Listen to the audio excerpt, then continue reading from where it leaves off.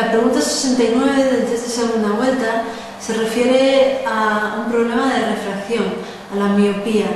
Los ojos miopes son aquellos que enfocan la imagen por delante de la retina, por lo cual para tratar un ojo miope hay que prescribirle gafas divergentes.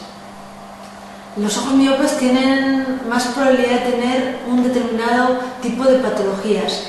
Como ya sabemos, tienen más desprendimientos de retina reumatógenos porque tienen más desgarro y más degeneraciones que les predisponen. Además, están predispuestos a tener más catarata. Dijimos que los ojos miopes tienen más catarata y más glaucoma, pero glaucoma de ángulo abierto o glaucoma crónico. Un dato curioso es que los pacientes con corioretinosis miópica grave, es decir, con retinas muy adelgazadas, con retinas dañadas, tienen menos probabilidad de tener una retinopatía diabética proliferativa. Es decir, la miopía severa es un factor protector frente al desarrollo de neovasos, ya que esta retina adelgazada hace que requieran menos vascularización y que esté menos activada la formación de neovasos. Por lo cual, los ojos miopes tienen más desprendimientos de retina reumatógenos, más cataratas y más glaucomas crónicos.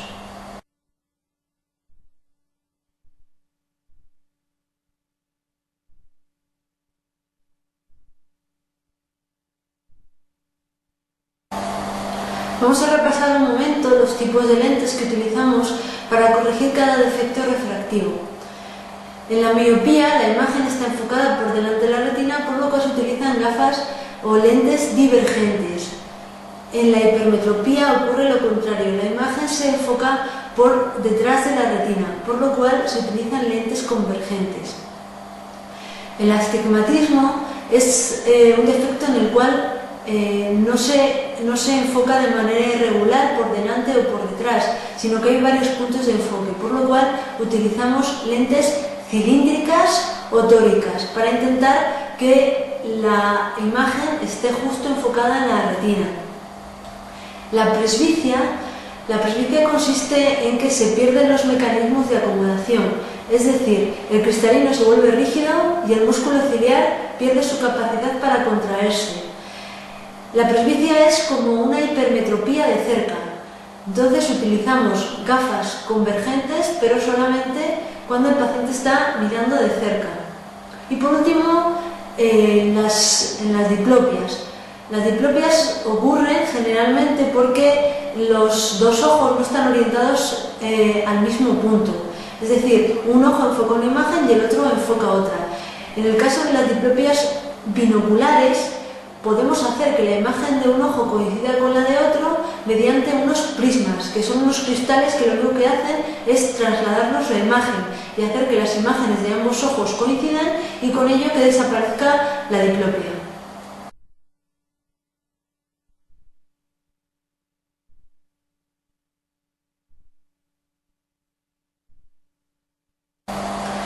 La pregunta 66 del test de segunda vuelta nos habla acerca de una de las complicaciones de los hipermétropes.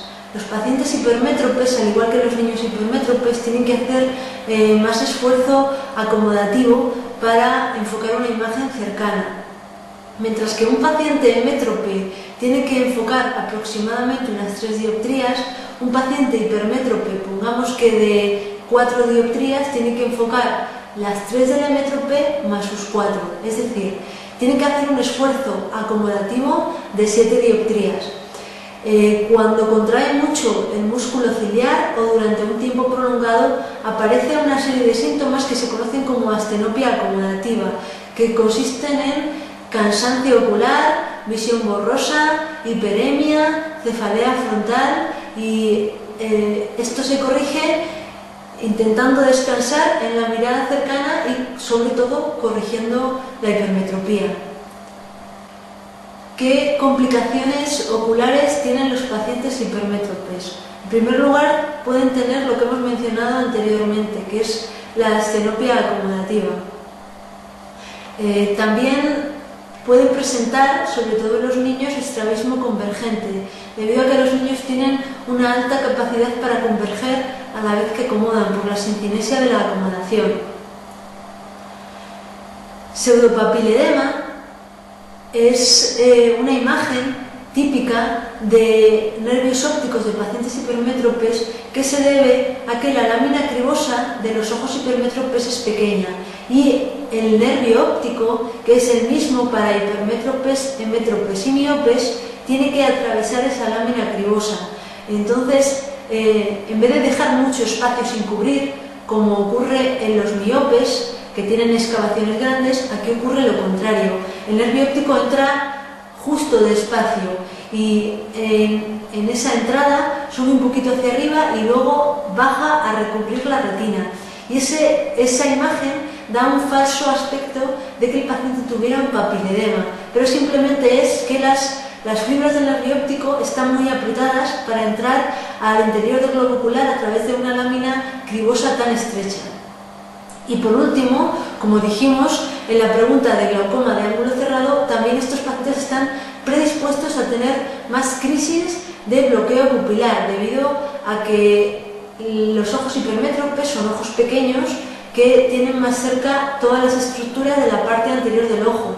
Tienen más cerca el cristalino del iris y este de la córnea. Además, el cristalino no es más pequeño, sino que es de un tamaño normal. Por eso hace más fácil que se produzca un bloqueo.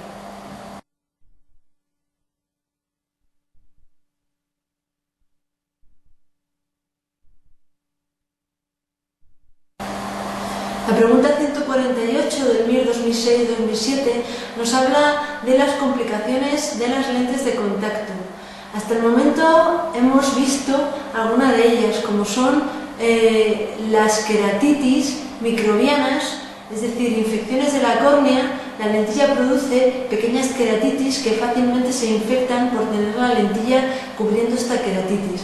También producen conjuntivitis alérgicas, conjuntivitis papilar gigante.